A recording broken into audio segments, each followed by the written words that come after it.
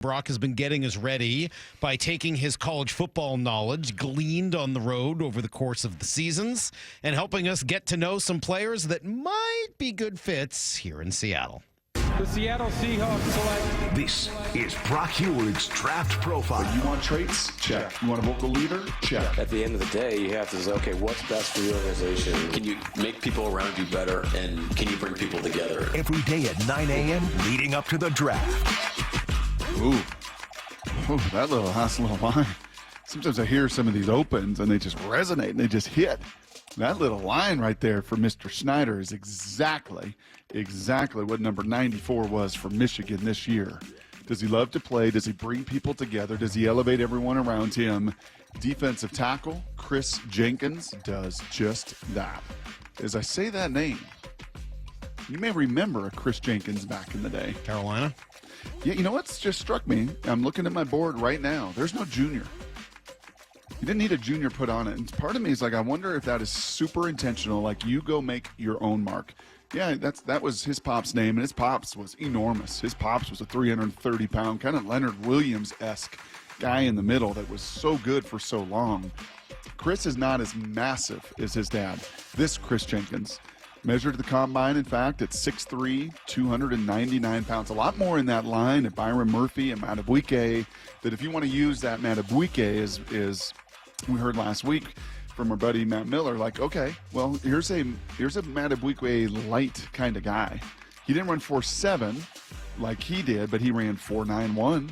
I mean, 4.91 at 300 pounds, one of the fastest times of any of the deep defensive tackles. In fact, I think it was the second fastest time. He jumped 30 inches. He broad jumped almost 10 feet. And then he repped out 225 29 times, one of the 5 best marks at the combine. Like, this dude is rocked up. I say to you all the time, Salk, I give you that image because I try to do this because imagery helps me help these stories stick. When Dwayne Brown would run out of the tunnels a Seahawk, you just looked at him and you're like, well, that's different. You know, I mean, he's 310 pounds, but he looks like he runs like he's 210. That's Kris Jenkins. See him on a football field, and in fact, with the Michigan defense last year, he would often be lined up next to Kenneth Grant. Kenneth Grant, the defensive tackle that'll be a first-round pick in next year's draft, was 6'3", 340 pounds. He was massive and could also move. So you looked at Kris Jenkins, you're like, oh, that's a little itty-bitty guy. No, he's 6'3", 300 with 34-inch arms. It just so happens he played next to another massive guy.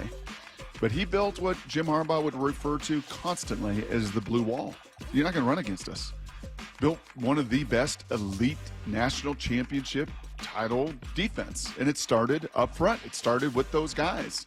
Much like Mike Macdonald's group in Baltimore and Mike Macdonald's group in Michigan, always starts with those guys up front. The production, as I said to you about an hour ago, is not off the charts. If you were to look at his years there at Michigan and you see a career 8 tackles for loss and 4 sacks, you're like, well, hold on a second. How in the world is this guy drafted in the first 3 rounds? He wasn't productive. What you don't see are the number of times that man's nameplate never moved. So the NFL, college football, I think even some levels of huddle and high school football give you 2 different views on game tape. Give you a view from above and then give you a view from the end zone so you can see the end zone tape. So you get a really good look at these fronts. And at Michigan, as it will be with the Seahawks, it will be imperative that you don't get turned, that you don't get twisted, that you don't get moved off your spot. We want to see your last name. I should see your last name when I watch that play on tape from beginning to end. In fact, they were graded at Michigan. Okay, can I see your nameplate? Can you stay that square? Can you take on double teams and be immovable? Can we run you in slants and stunts and you still stay totally square? And that guy did. That's why he was a second-team All-American and got the credit there from kind of the national folks. He was a captain on that team. Salk, I'm going back and looking at my board, and very, very, very rarely do I ever see things in quotes from a head coach and coordinator about a defensive tackle that I see with Kris Jenkins. He's our captain. He's our guy. He's the difference maker. He's always been the difference maker.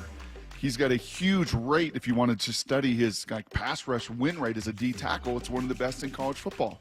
So you don't hear things many times from a head coach. You want to get Jim Harbaugh gushing? Yeah, he'll gush about J.J. McCarthy. He'll gush about his strain of his offensive lineman up front. You want to really get Jim Harbaugh gushing? Ask him about Kris Jenkins. Ask him about their captain. Ask him about the role that he played in doing what John Schneider just said on the intro to this little draft profile. Does he make the people around him better? Kris Jenkins does that. If he's drafted as a high third-round pick, depending on how they move their picks around, late second, high third-round pick, if he's there in the third round, I want Kris Jenkins on my football team.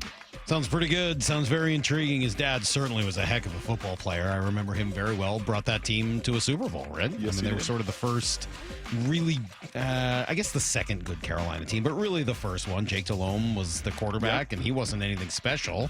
What was special was the guys up front on that defense with him and Peppers and the rest of those guys. So, yeah, that's a good one, Brock. So, thank you. That is today's draft profile.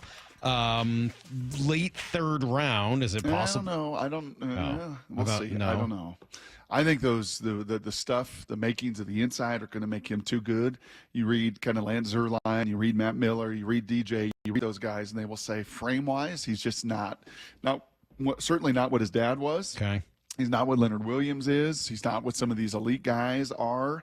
I think that's closer to Jarran Reed. If I looked at Jarran Reed coming out of Alabama, I think you would see about the same, 6'3", 300. I don't think Jarran's got 34-inch arms. I mean, those are long arms. So if you're not going to be massive, well, you got to use your hands. You got to use your arms. You got to be so good in your technique. And he was all of that and above. And once again, you had said through free agency, is it kind of weird? Is it kind of strange? You don't see a Raven here in Seattle. Yeah. You think that, Mike McDonald, all that background there. Okay. Well, if we don't see a Wolverine drafted, then it will be really strange, because that is where you have so much equity. You have so much background. You have coaches on staff that have been there for all of these years with these prospects and know them inside and out. I'd be pretty surprised if we don't see one Wolverine on this roster, certainly after the draft and as they head into phase 2 of the offseason.